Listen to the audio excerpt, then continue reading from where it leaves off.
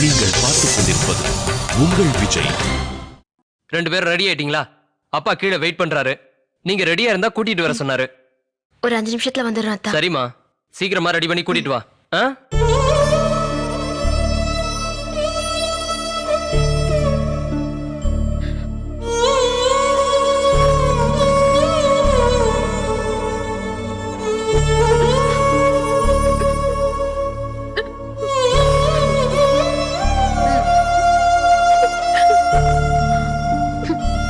இப்பவும் நல்லவ மாதிரி எல்லார்கிட்டயும் நடிச்சிட்டு இருக்கல.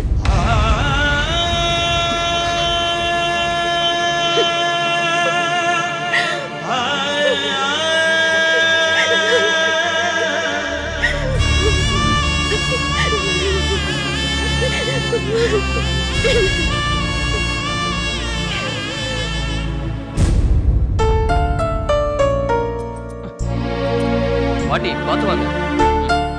பாத்து வாமா.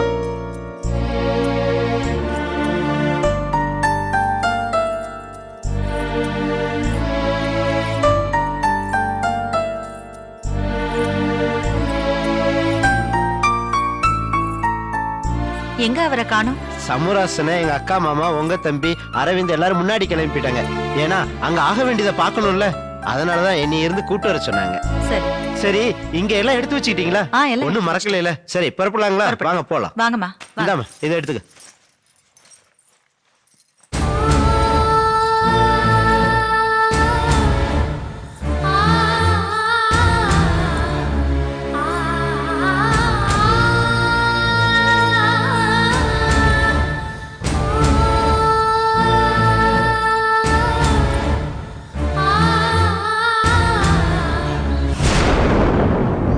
சாமி, எல்லாம் சரியா இருக்கு? எல்லாம் கரெக்டா இருக்கு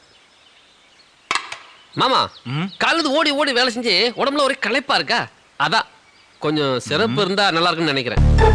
கல்யாணம் முடியட்டும், எல்லாம் வாங்கி தரேன். போய் மாலை எடுத்துட்டு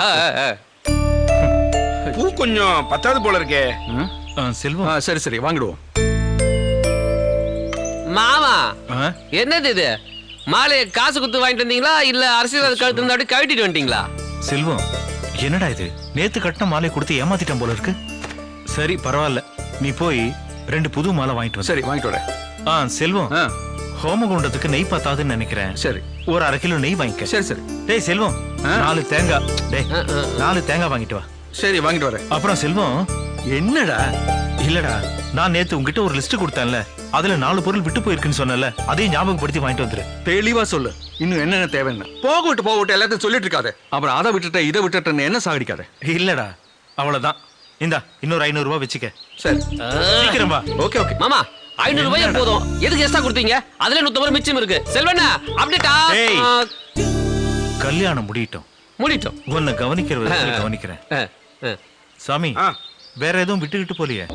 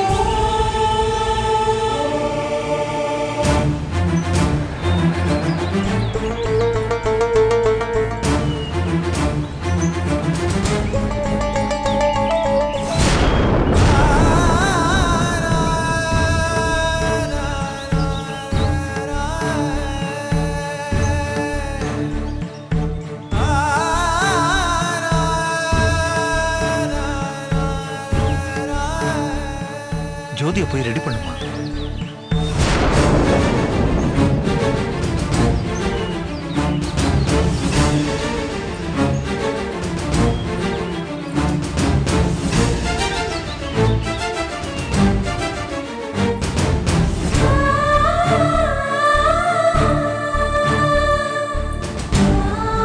ரேவதி, ஜோதிக்கு திருஷ்டி போட்டு வைமா.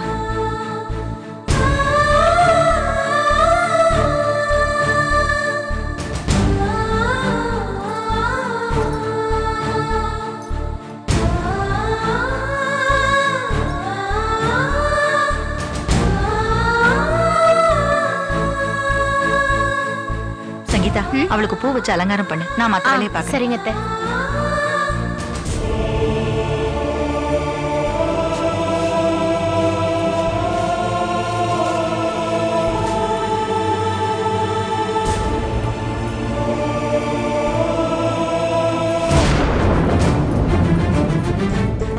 ரேவதி, நீ இவளை ரெடி பண்ணி கூட்டிட்டு வா, நான் மண்டபத்துக்கு போறேன்.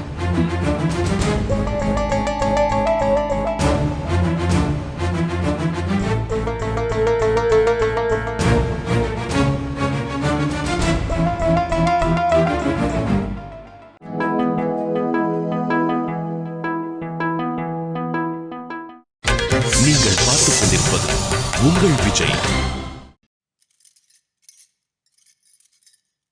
ரேவதி, நீ இவளை ரெடி பண்ணி கூட்டிட்டு வா, நான் மண்டபத்துக்கு போறேன்.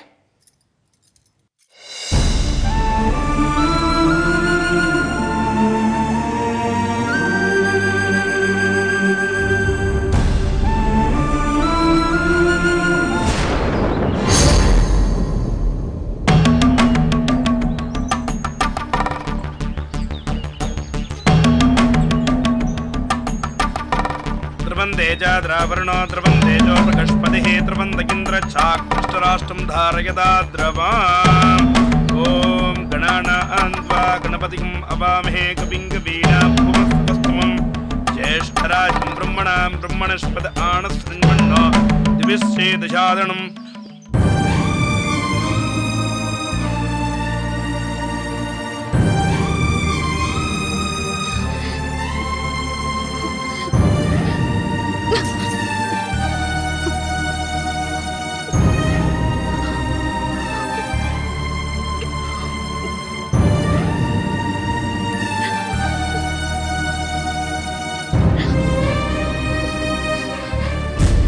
सर्वं जयति மாப்பிளுடைய தாய் மாமா வர சொல்லுங்க.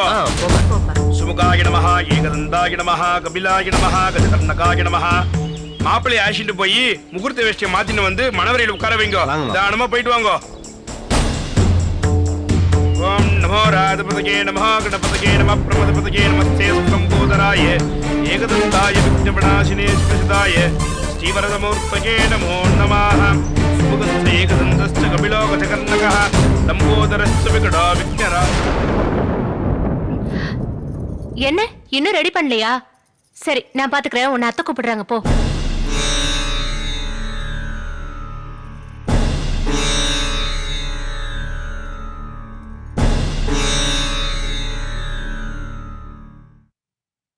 ஜோதி, வா போலாம்.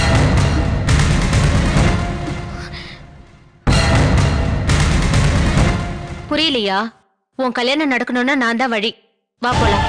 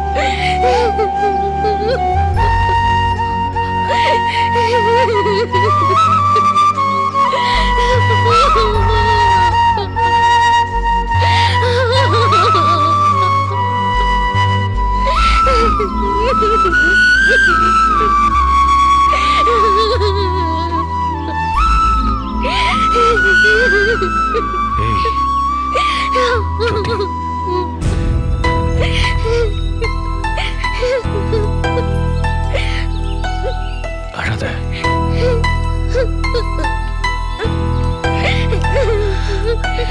ஜோதி, பயந்துட்டேன் கார்த்திக், ரொம்ப பயந்துட்டேன். எங்க அவனோட எனக்கு கல்யாணம் நடத்திடுவாங்களோன்னு நான் ரொம்ப பயந்துட்டேன். அழாத. அதான் நான் வந்துட்டேன்ல. இப்படி நடக்கும் நான் கொஞ்சம் கூட எதிர்பார்க்கவே இல்லை. சமயத்துல சங்கீதா அக்கா மட்டும் எனக்கு தகவல் கொடுக்காம இருந்திருந்தாங்கன்னா நம்ம 2 பேரோட வாழ்க்கையுமே முடிஞ்சு போயிருக்கோம். வாழ்க்கை பூரா உங்களுக்கு நன்றி கடன் பட்டிருக்கேங்கா. ரொம்ப நன்றி. ஐயோ, அதெல்லாம் தேவையில்ல தம்பி. நீங்க 2 பேரும் கல்யாணம் பண்ணிக்கிட்டு சந்தோஷமா இருந்தா அதுவே எனக்கு போதும். வாங்க, முதல்ல இங்க இருந்து கிளம்பலாம். உங்களுக்கு ரெஜிஸ்டர் ஆபீஸ்ல கல்யாணம் பண்ணி வச்சுட்டா அப்புறம் யாராலையும் எதுவும் பண்ண முடியாது. இப்ப மட்டும் யாரால என்ன செய்ய முடியும்? ஜோதி சொன்னதுனாலதான் பொறுத்து இருந்தேன். இப்ப இவ்வளவு தூரம் வந்ததுக்கு அப்புறம் யாரையும் கண்டுக்க வேண்டிய அவசியம் இல்ல, யாருக்கும் பயப்பட வேண்டிய அவசியமும் இல்ல. ரெஜிஸ்டர் மேரேஜ் கூட தேவையில்லக்கா. இப்ப ஜோதியை கூட்டு நேரா கோயிலுக்கே போவோம். அவங்க எல்லாரும் முன்னாடியே நான் தாலி கட்டுறேன். யார் என்ன பண்ணிடுறாங்கன்னு பாத்துடலாம். நீங்க கோவத்துல அர்த்தம் இல்லாம பேசிட்டு இருக்கீங்க. நீங்க இப்ப ஜோதியை கூட்டிட்டு போனா பிரச்சனை ஆகுமே தவிர உங்க கல்யாணம் நடக்காது. நான் இவ்வளவு தூரம் கஷ்டப்பட்டு ஜோதியை கூட்டிட்டு வந்ததுக்கு அர்த்தம் இல்லாம போயிடும். இல்லக்கா, நான் எல்லாருக்கும் புத்தி சொல்லணும்னு இருக்கேன். அதுக்கு நீங்க 2 பேரும் கல்யாணம் பண்ணா போதும். அங்க போய் பிரச்சனையாக்கி சண்டை போட தேவையில்லை. இல்லக்கா. இங்க பாருங்க தம்பி, நான் சொல்றதை கேளுங்க. முதல்ல இங்க இருந்து கிளம்பலாம். நீங்க 2 பேரும் ரெஜிஸ்டர் மேரேஜ் பண்ணதுக்கு அப்புறம் மத்த விஷயங்களை பேசிக்கலாம். நீங்க சொல்றீங்க, அதுக்கு நான் மரியாதை கொடுக்கறேன். வாங்க போலாம்.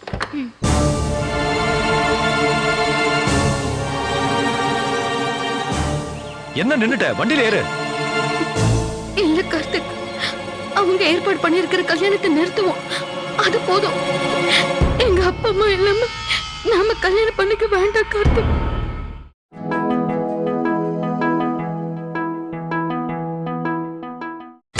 நீங்கள் பார்த்துக் கொண்டிருப்பது உங்கள் விஜய். இல்ல கார்த்திக், அவங்க ஏற்பாடு பண்ணிருக்கிற கல்யாணத்தை நிறுத்துவோம். அது போதும். எங்க அப்பா அம்மா இல்லாம நாம கல்யாணம் பண்ணிக்க வேண்டாம் கார்த்திக். கேட்டீங்களா? கேட்டீங்களாக்கா? இவ எப்பவுமே இப்படிதான். இந்த சூழ்நிலையிலேயே என்ன பேசிட்டு இருக்கா பாருங்க. இவ்வளவுதான் நிலைமை இவ்வளவு தூரம் வந்திருக்கு. இல்லனா எங்களுக்கு எப்பவோ கல்யாணம் நடந்திருக்கும். அது இல்ல கார்த்திக், அப்பா அம்மா இல்லாம போதும், நிறுத்து. இனி ஒரு வார்த்தை பேசாத. போ. உங்க அப்பா அம்மா தானே வேணும். போ. அவங்க பார்த்து வச்சிருக்காங்களே ஒரு மாப்பிளை, அவனையே கட்டிக்கோ. நான் செத்தா என் பணத்தை கூட பார்க்க வரக்கூடாது. என்ன பேச்சு பேசுற கார்த்திக்? பேசுறது இல்லடி, சாவ. நீ கிடைக்காம போனதுக்கு அப்புறம் என்னால தினம் சாக முடியாது. பாருங்க நீ என்ன பேச்சு பேசுறான்னு புரிய வைங்க. தம்பி எல்லாமே புரிஞ்சுதான் பேசுறாரு. நீ தான் புரியாம பேசுற. இவ்வளவு நடந்ததுக்கு அப்புறமும் உங்க 2 பேர் கல்யாணத்துக்கும் வீட்டுல எப்படி சம்மதிப்பாங்கன்னு நினைக்கிற?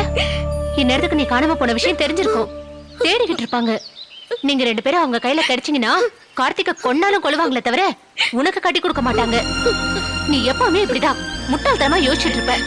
முடிவெடுக்க வேண்டிய நேரத்துல தப்பா முடிவெடுத்துட்டு இருப்ப. உடனே உங்க 2 பேருக்கும் கல்யாணம் நடக்கணும். வண்டியில ஏறு.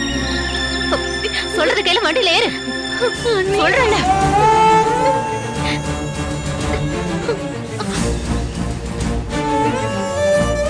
ஏறு, வண்டியில ஏறுன்னு சொல்றல. ஏறு கார்த்திக், வண்டியில ஏறுங்க.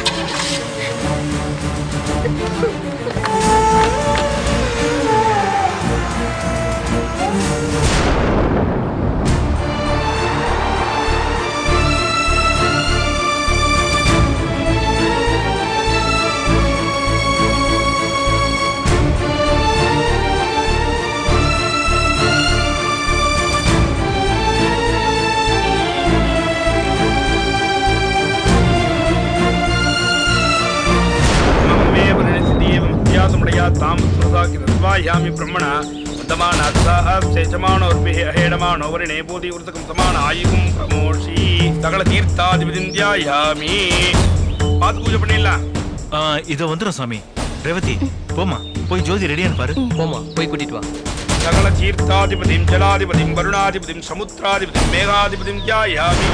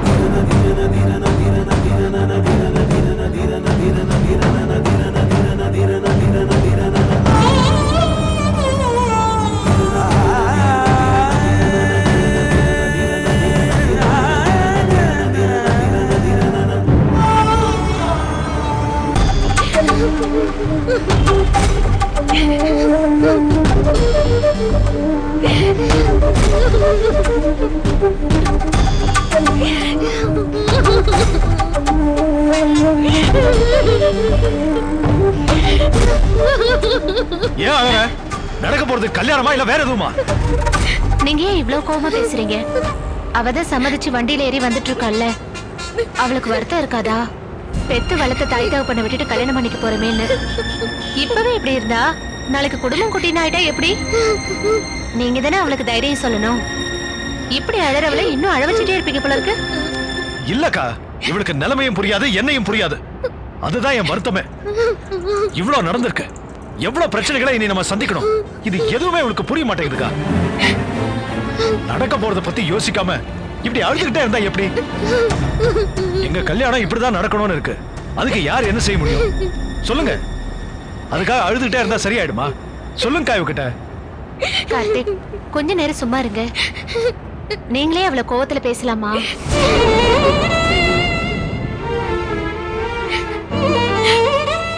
எப்பவுமே ஓ சந்தோஷத்தை பத்தி தான் யோசிச்சுட்டு இருக்க. அப்படியெல்லாம் என்னால இருக்க முடியாது. என் குடும்பம், என் அப்பா அம்மா தான் எனக்கு முக்கியம். நான் அப்படிதான் வாழ்ந்தேன். இன்னும் குறை சொல்றதுலயே இருக்காத. திடீர்னு ஒரு நொடியில எல்லாத்தையும் தூக்கி போட்டுட்டு வர எனக்கு விருப்பம் இல்ல. எனக்கு மட்டும் குடும்பம் இல்லையா? நான் என்ன ரோட்ல சுத்த அனாதையா? என்னைய நேசிக்கிறவங்களை விட்டுட்டு நான் வரல. வீட்டுக்கு தெரியாம கல்யாணம் பண்ணிக்கிறதுக்கு ஒரு பொண்ணு வெளியில வர்றதுக்கும் ஒரு பையன் வெளியில வர்றதுக்கும் வித்தியாசம் இருக்கு. ரெண்டையும் ஒண்ணு பார்க்காத. தயவு செஞ்சு ரெண்டு பேரும் கொஞ்சம் அமைதியா இருக்கீங்களா?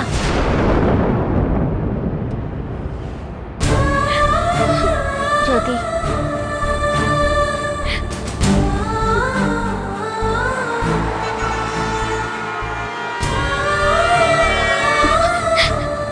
நீ நினைச்சபடி எல்லாம் நடந்துட்டு இருக்குல்ல, அப்புறம் என்ன? நீயும் நானும் கல்யாணம் பண்ணிக்கிட்டு சந்தோஷமா இருப்போம். ஆனா எங்க அப்பா அம்மா எல்லாரும் முன்னாடி தலை குனிஞ்சு நிக்க போறாங்க. அந்த அரவிந்த் குடும்பம் கேட்கிற கேள்விக்கு அவங்க என்ன பதில் சொல்லுவாங்க? ஒரு நாளைக்கு அவங்கள பார்த்து சிரிக்கும். அப்ப அவங்க என்ன பதில் சொல்லுவாங்க? அந்த கோபத்துல நம்மள நிரந்தரமா ஒதுக்கி வச்சிருவாங்க. அவங்க எனக்கு கிடைக்காமலே போயிடுவாங்களோன்னு வருத்தமாவும் பயமாவும் இருக்கு. அதை நினைச்சுதானே நான் அழுதுட்டு இருக்கேன். அது உனக்கு சின்ன விஷயமா தெரியுதா?